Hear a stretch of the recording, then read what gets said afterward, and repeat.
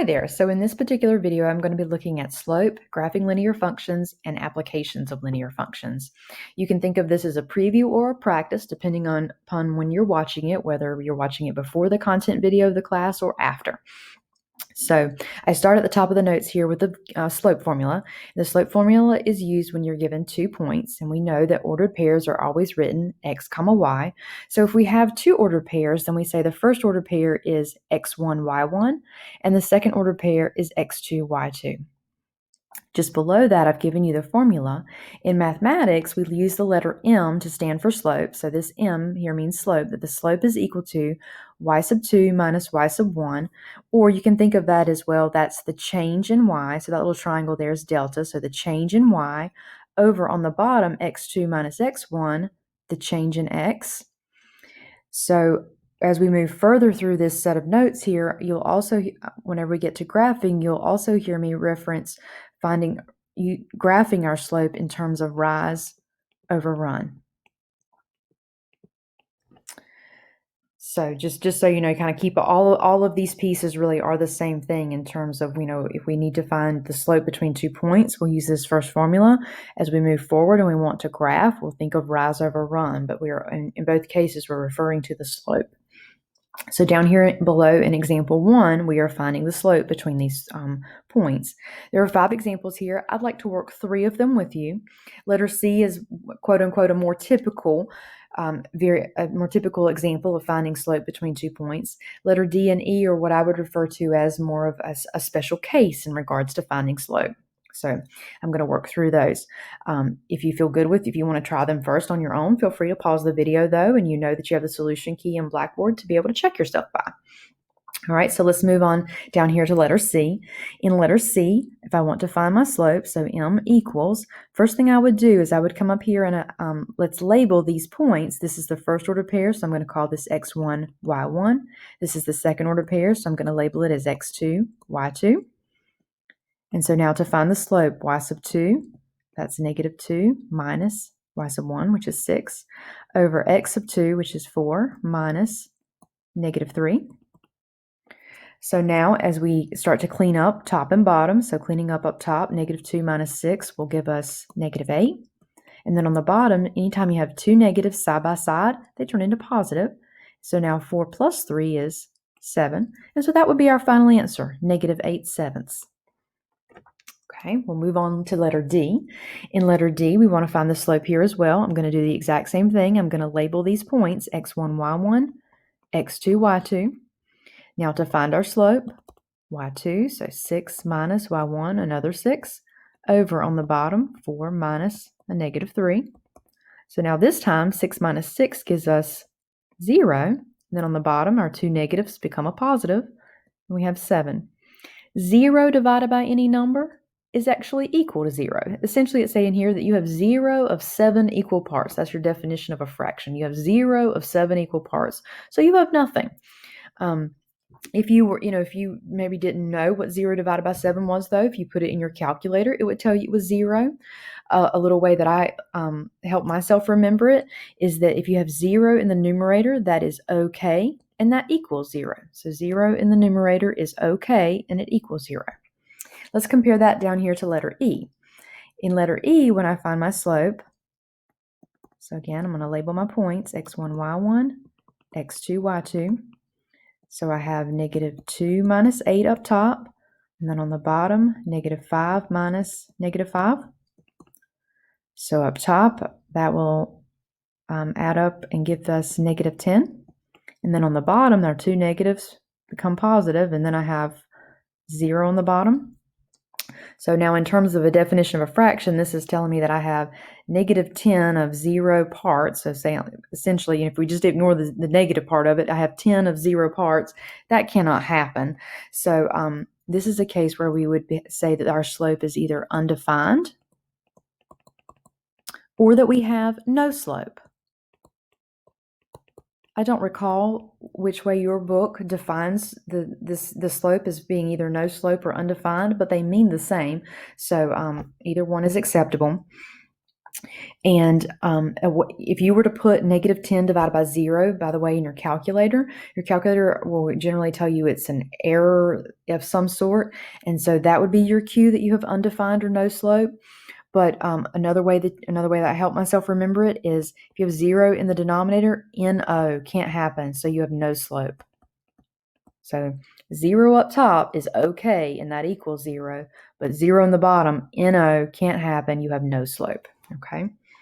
So now in reference to these two special cases here, what would the equation look like of these? What would the linear equation look like of these special cases in regards to having a 0 slope versus having a no slope or undefined slope? So I'm going to look through example 2 with you and then have you repeat that process in example 3, okay? So in example 2, it says, let's sketch the graph of a vertical line through the point 4, 2. So I want to plot this point 4, 2.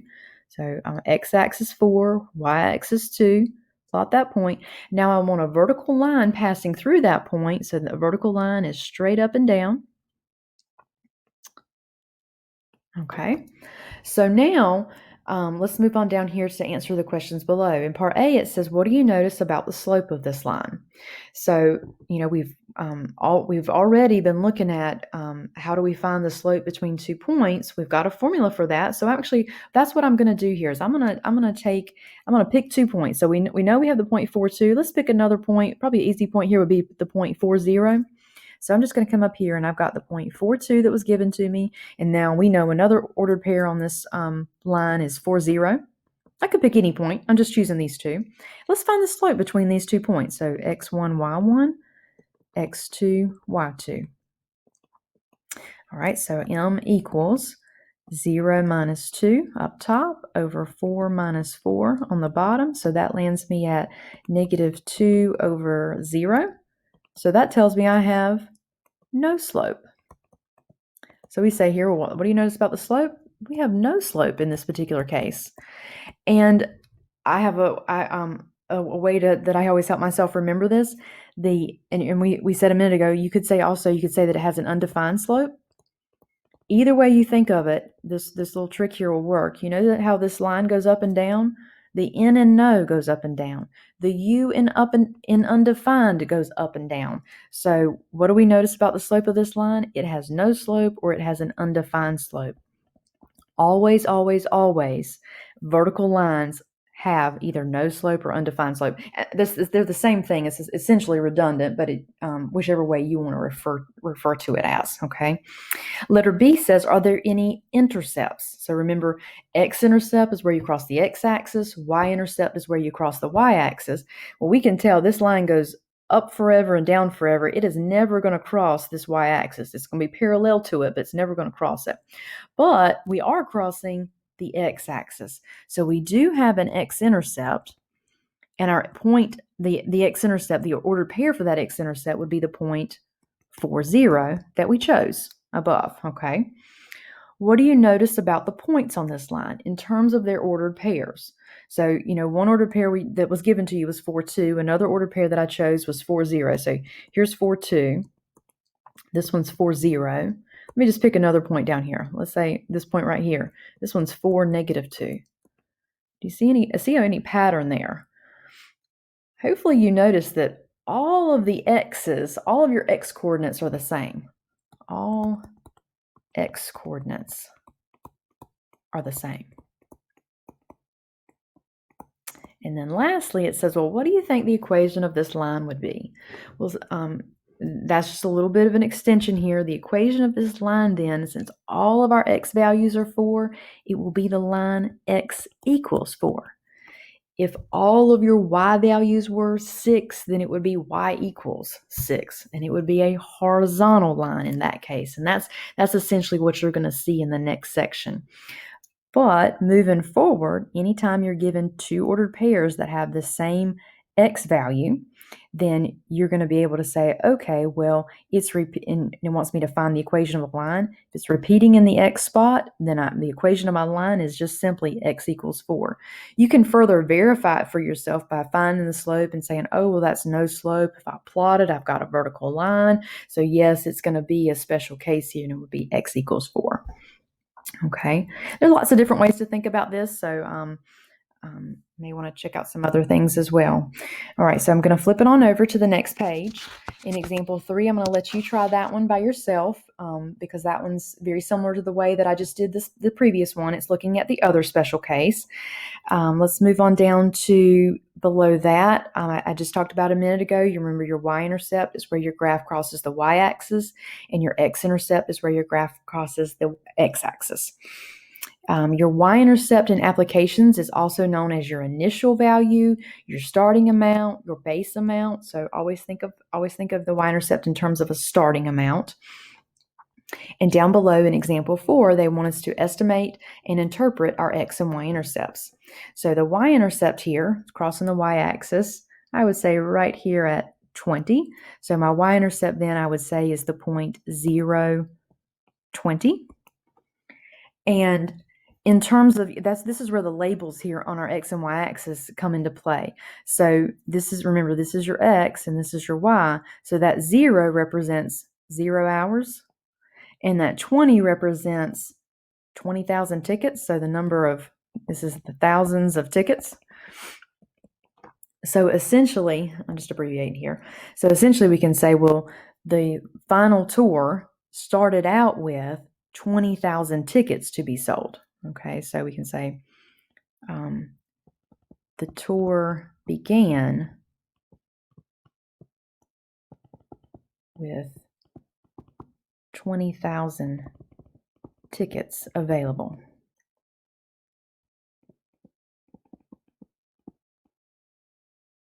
Make sure I spell it right. All right, so move on down to our x-intercept. Where am I crossing the x-axis? Hopefully you would agree, right here at 4. So my x-intercept then would be 4, 0. So remember, this is x and this is y. So this is your hours and this is your tickets. And so essentially here, we want to now interpret our meaning. In 4 hours, we have 0 tickets available. You could write it like that, or you could say that essentially the the tour has sold out in 4 hours. The tour sold out in 4 hours. Okay. All right, we're going to flip it on over. The next page, talk about the slope-intercept form of the equation of a line. Slope-intercept form is just below here, y equals mx plus b. M is your slope, b is your y-intercept. So this form here will be very useful as we move forward in applications as well as in graphing. I'm going to do in example 5, I'm going to do letter A with you. In example 5, it says find the slope and the y-intercept.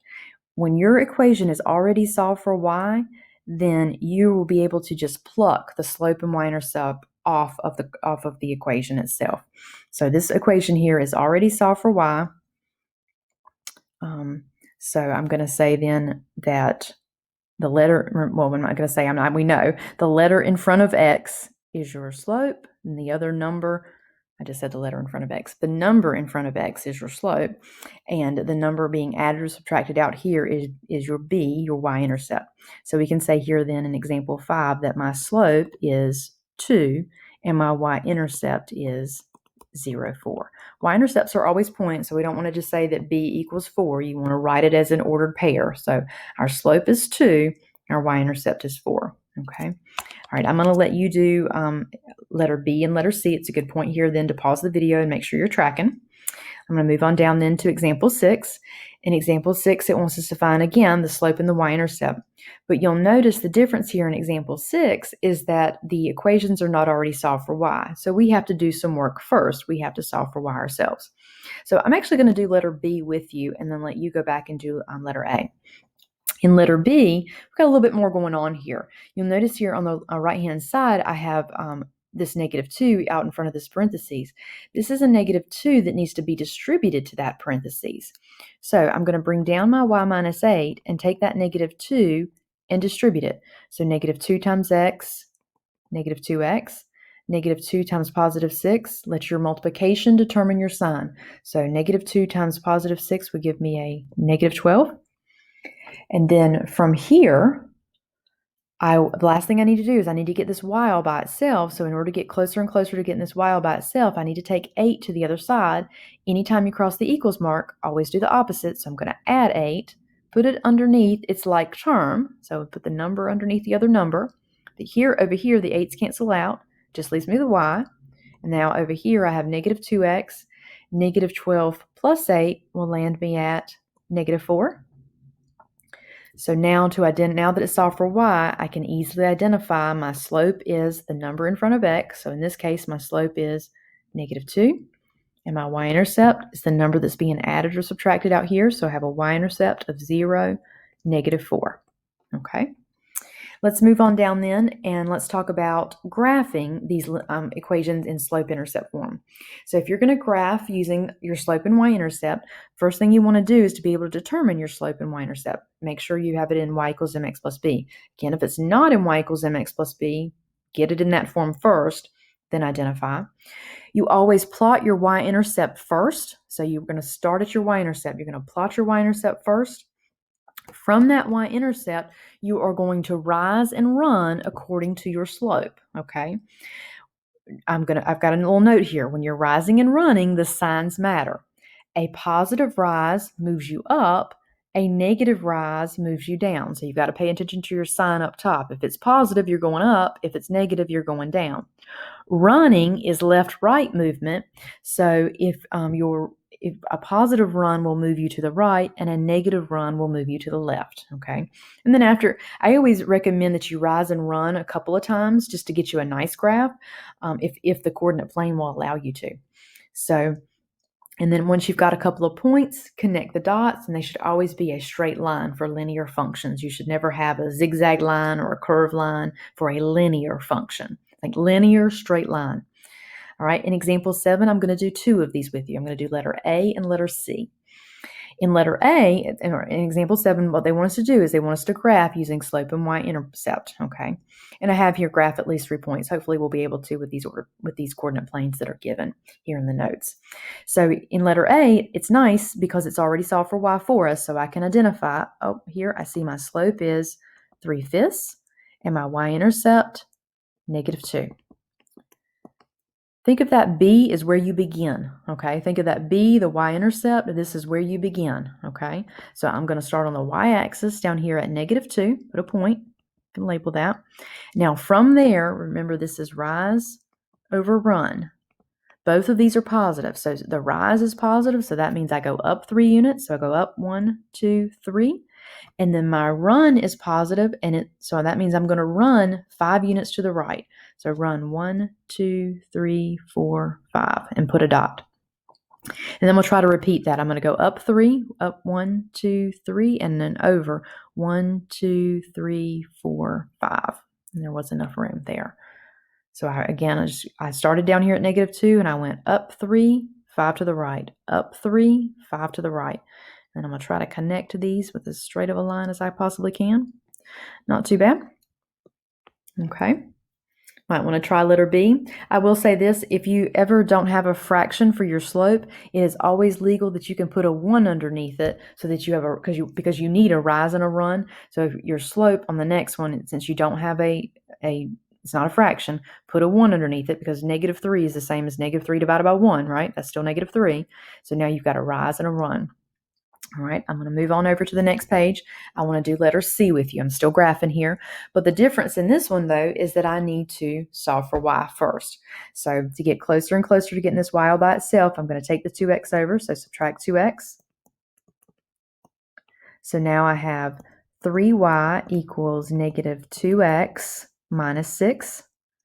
And then lastly, I need to get this y all by itself. And just so you know, I would recommend get in the habit of putting your x first. I mean, technically, it's not wrong here if you wrote negative 6 minus 2x, but get in the habit of putting your x first because it's y equals mx plus b.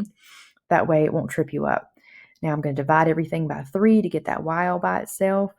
So our final slope-intercept form here would be y equals negative 2/3 x minus 2. So this time I have a slope of negative 2/3 and a y-intercept of negative 2. So I'm going to start down here on the y-axis again at negative 2.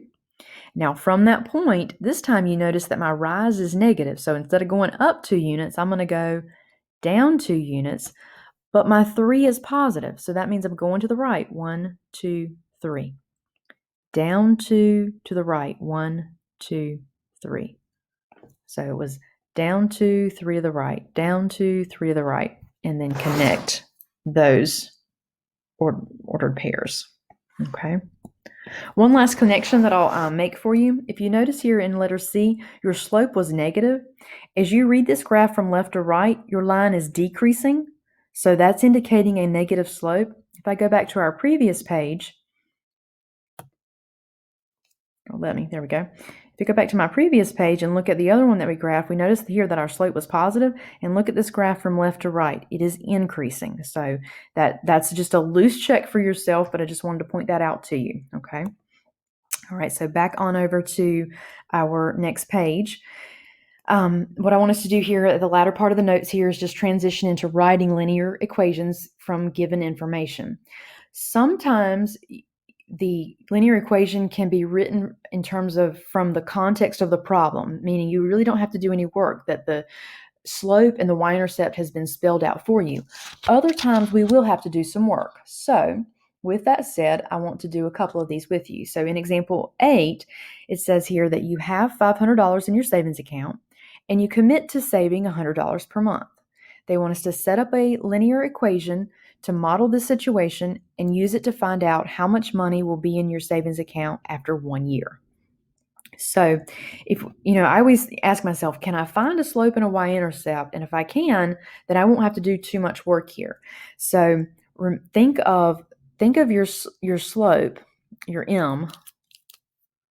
M is how you move, and your b, your y-intercept, is where you begin, what you started with. So in our case here, we began with how much in the savings account? And hopefully you would agree with that, $500. And the movement, I'm trying to use letters that are intuitive here with your M and your B. So your B, your y-intercept, is where you begin. Your M is how you move, right? Because their slope was how we were moving on our graph. We'll think of it also as an increase or decrease. What are we increasing our savings by each month?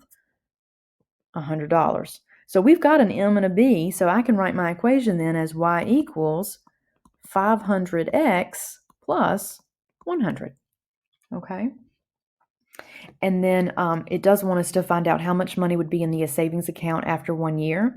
So in our case here, our y is representing the amount of money in your account. So that I'm just going to put up here that this stands for your amount, and your x would be your months. So because he was contributing $100 per month. So if we want to predict for a year, I'm going to be plugging, we know that how many months are there in a year?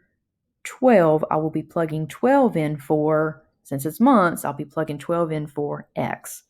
So the amount of money in our account would be 500 times 12 plus 100. And that should, I just goofed. You know what? I totally mixed those up. I just noticed that. I'm sorry. Let me correct that real quick. I'm sorry. I have it written over here, but I did not. I flipped them when I came over here. My equation is y equals 100x plus 500. So this should be 100 times 12 plus 500, because you started with $500 in your account and you're increasing it by $100 each month. So $100 times 12, okay, that's 1,200. Sorry about that. Plus 500, and so that will land you at, okay, well, at the end of the year, then you would have saved and you'd have your savings up to $1,700, okay? I'll let you try example 9 by yourself and check it with a solution key.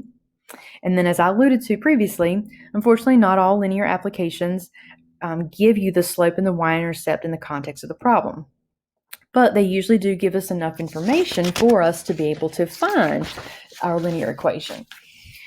And generally, that's in the form of being given information that we could create 2 ordered pairs. And once you have 2 ordered pairs, then you can find your slope and so forth. So what I have given you down here are the steps for finding the equation when you are given 2 points. Step 1 says plug those 2 points into the slope formula, just like we did at the top of this set of notes, and find your slope. Then you're going to use the formula y equals mx plus b and substitute in everything you know. Well, think about it. At that point, you would have already solved for m, so you're going to know that. And you are going to be given an ordered pair, so you're going to know an x and a y, but you're not going to know your y-intercept. So that's why step 3, you're going to be solving for b. And then lastly would be to write your equation in slope-intercept form where you only substitute in for m and b, okay? Before we do this with an application, I'd like to do it first with just keep it simple, straightforward example. I want the equation of a line passing through these 2 points. So on the next page, looking at example 10, equation of a line passing through those 2 points. So you can see here that you're given 2 ordered pairs. Let's label them x1, y1, x2, y2. Step 1 says find the slope. So m equals y2, so I have 3 minus 5 over 1 minus negative 3. So then we can reduce that, and that becomes negative 2 over 4. Reduce that, and I have negative 1/2. Okay, so I have a slope of negative 1/2. Oh, of course, right here at the end, it would goof up on me. Give me just a second. Okay. All right, so now I'm going to try to find my y-intercept. So I go y equals mx plus b, and like I said on the previous page, plug in everything you know. You know the slope, so I'm going to go ahead and for m, I'm going to plug in negative 1/2. You have a choice for x and y. You can plug in the first order pair or the second order pair. Me personally, I always like to, if I'm given an ordered pair that is all positive, I like to go with that. So I'm going to go with that second ordered pair and plug that in for x and y, and then I'm going to be solving for my b. So in place of y, I'm putting 3. In place of x, I'm putting 1. Here's what you can't do. You can't cherry pick and say, I want this y and that x. Okay, that's not legal. Or I want this y and that x. Okay, you have to pick a point and go with it. So once you say I want this y, then you're tied to using that x for that ordered pair. Okay. So now let's clean up from here, and this is plus b out here. I'm trying to solve for b. So this is 3 equals, well, negative 1/2 times 1 is still negative 1/2. All right, and so then our last step is to get b all by itself. So I want to take 1/2 to the other side. So I'm going to add 1/2. So now from here, I'm just going to, at this point, use your calculator. Is 3 plus 1/2. And I know that that's 3.5. Typically, though, you don't mix fractions and decimals. So tell your calculator to change that back to a fraction for you. Math enter is the function on the TI 83 and 84 calculators, and I'm not sure, and then it would be different on other calculators, but that should be the calculator that most of you would have anyway. So 3 plus 1/2, you get 3.5. Tell it to change it back to a fraction. You should get 7/2 for your b. And then lastly, to write your equation, it's y equals mx plus b. I'm just going to write that for us. And all that we substitute in for is m and b. So final answer is y equals negative 1/2 x plus 7/2. This is what I mean by don't mix your fractions and your decimals. It's just unconventional in math to put negative 1/2 for your fraction and then 3.5 sitting out here for your y-intercept. Wouldn't necessarily be wrong. It's just, we typically keep them the same, okay, in terms of both fractions or both decimals, for example. So I guess it wouldn't be a deal breaker if you did negative 0.5x plus 3.5. That would be the same. It would help you, though, in terms of graphing. You want a rise and a run. Think of it as 1/2, though. So that's kind of the reason why I went that way, okay? All right, so now I'm going to let you try example 11 and 12 on your own and check yourself by the solution key. And then I am going to do example 13, the application, with you. So down here in example 13, it says that a well drilling company charges its customers by the number of feet it digs into the ground. So it says use the fact that a 200-foot well costs $1,300 and a 350-foot well costs $2,200 to find a linear model for the cost function. And so when they say they want a linear model for the cost function, why it keeps jumping on me, sorry about that, then that means your cost function here, then they're saying, okay, well, that's your y, that your y is your cost. So that sort of helps us then in terms of writing our ordered pairs, that The well depth will be your X, and the cost is going to be your Y, $1,300. The well depth, $350, its cost, $2,200. You've got two ordered pairs. So we have X1, Y1, X2, Y2. So remember, first step, find your slope. So we have 2,200 minus 1,300 over 350 minus 200. Subtract up top, and that gives us 900. Subtract on the bottom, and that gives us 150. Divide, comes out evenly to 6. Step 2, go to y equals mx plus b. Plug in everything you know. We know we have a slope now of 6. You can use either ordered pair that you like. So I'm going to use, on the solution key, I use the 350, 2200. I'm going to use the other ordered pair here in this, as I work through it here, just so that you can see that you can use either ordered pair that you would like, okay? So in place of y, I'm going to put 1300. In place of x, I'm going to put 200. Oh, you know what? That's actually the one I did. Now I see my solution key. That's actually the one I did on the solution key. Well, I'll continue to go with it then. Sorry. My point is, you can use either ordered pair. You're going to get the same y-intercept either way you do it. So now here I have 1300. 6 times 200, of course, is 1200 plus b. To get my b all by itself, I subtract 1200. So b equals 100.